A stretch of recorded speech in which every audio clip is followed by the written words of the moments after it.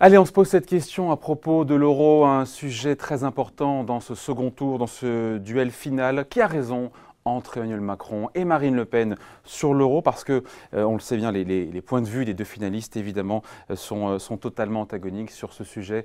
Franck Dedieu, bonjour. Bonjour. Professeur à l'IPAG Business School. Les qualifiés donc pour le second tour de la présidentielle présentent, on le sait, des visions qui sont radicalement différentes sur la zone euro, sur l'euro.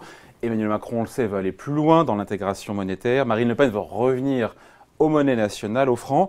Votre idée est tiens, et si l'un et l'autre se trompaient?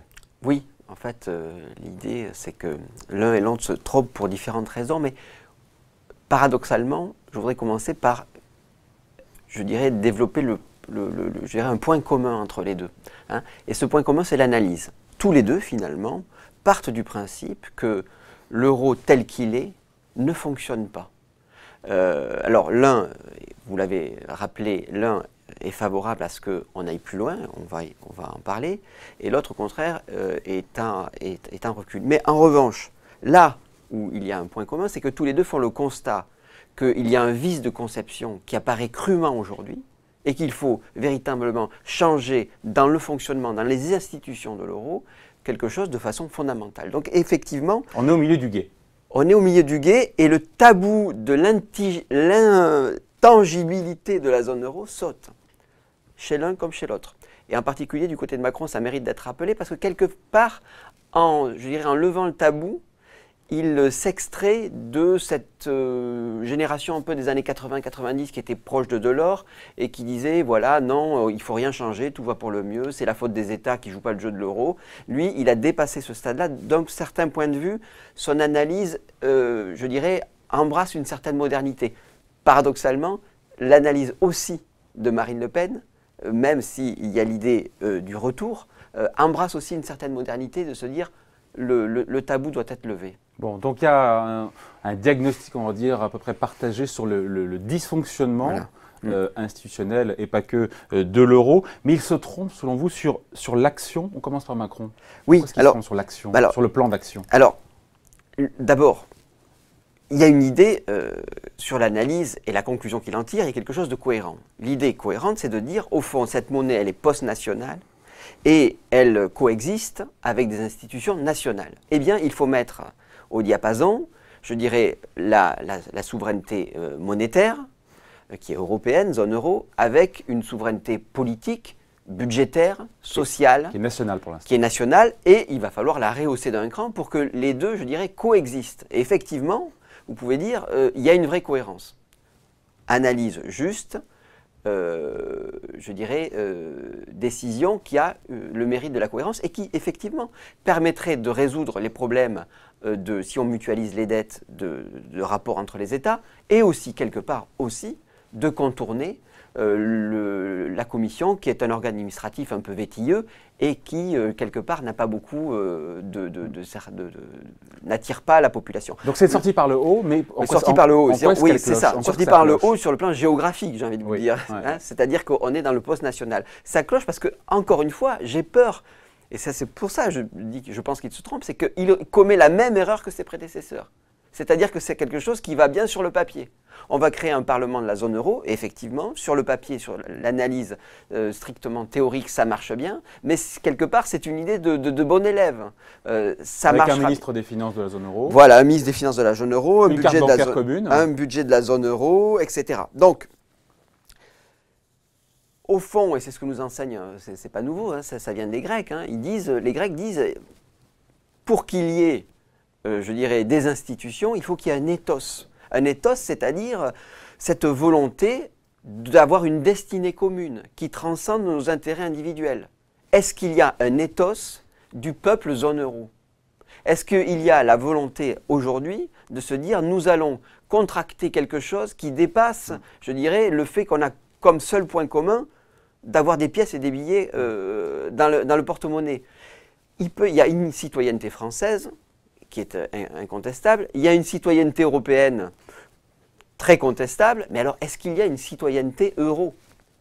Or, si vous voulez, toujours, et ça a été le problème des prédécesseurs des années 80-90, il ne faut pas oublier que préexiste à l'institution l'éthos, l'envie ensemble de contracter quelque chose de commun. Mais si les chefs de gouvernement en Europe le veulent, en zone euro le veulent? Justement, je crois que c'est totalement théorique parce qu'ils ne le voudront pas. Alors, ils ne le voudront pas pour qui va freiner?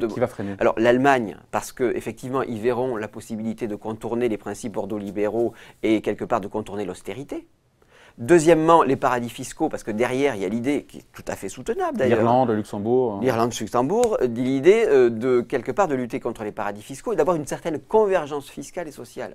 Donc les États européens ne voudront pas abandonner l'idée de la souveraineté. En plus, dans son programme, j'ai regardé, ce n'est pas réellement dit que les membres du Parlement de la zone euro émaneront des parlements nationaux. Ils seront ex nihilo. Enfin, à lire le programme. Et alors en quoi est-ce que c'est problématique? C'est pire encore. C'est-à-dire que vous avez des parlements nationaux, des parlementaires nationaux qui vont perdre leur souveraineté budgétaire. Or, dans l'histoire de tous les parlements, le vote du budget est une prérogative sur le plan démocratique qui est propre aux parlementaires nationaux. Donc si on dit on va déléguer cela, il y aura un problème au niveau des parlementaires nationaux. Sauf à considérer que ce sont eux-mêmes les parlementaires nationaux qui pourraient siéger dans deux institutions. Possible. Tout à fait, c'est une hypothèse possible. Pas tranché. Mais autrement dit, quelque part,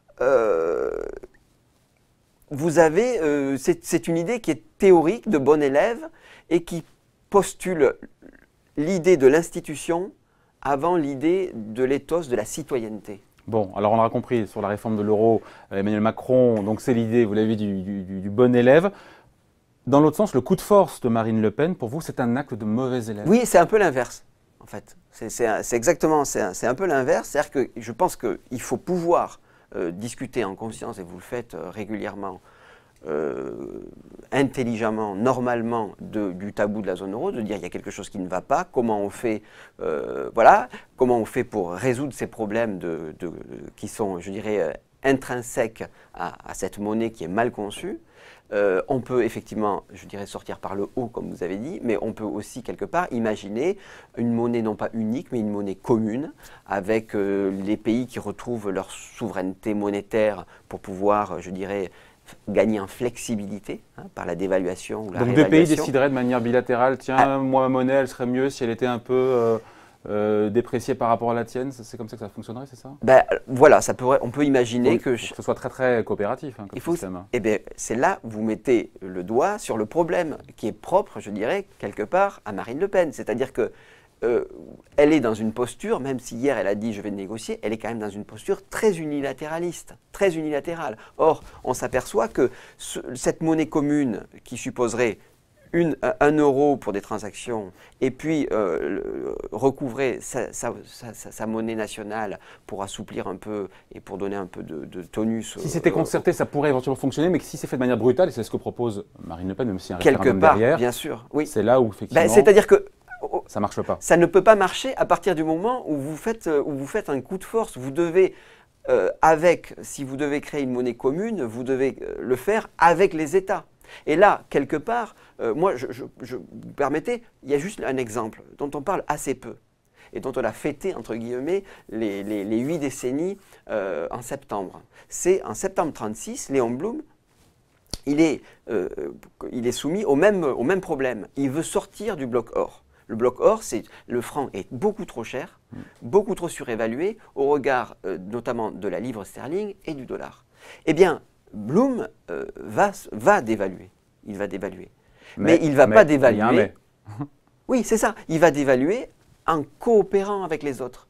Il va dévaluer en envoyant un jeune gars qui s'appelle Emmanuel Monique, qui sera ensuite un résistant, et il va l'envoyer convaincre les Allemands et les Anglais de dire au fait, est-ce que vous accepteriez qu'on dévalue notre monnaie? Ils répondent tout naturellement, oui, mais pas trop parce que vous allez gagner en compétitivité, et suffisamment quand même pour que ça serve à quelque chose. C'est pas pour Marine Le Pen, ça.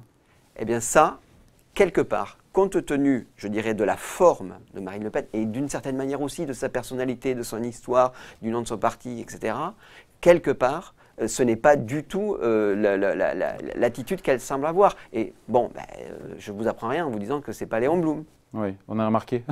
Donc, si on devait résumer, Franck, Emmanuel Macron, il a un bon plan, mais qui est théorique, mais qui ne serait pas accepté, selon vous, par les autres partenaires européens pour des questions de principe.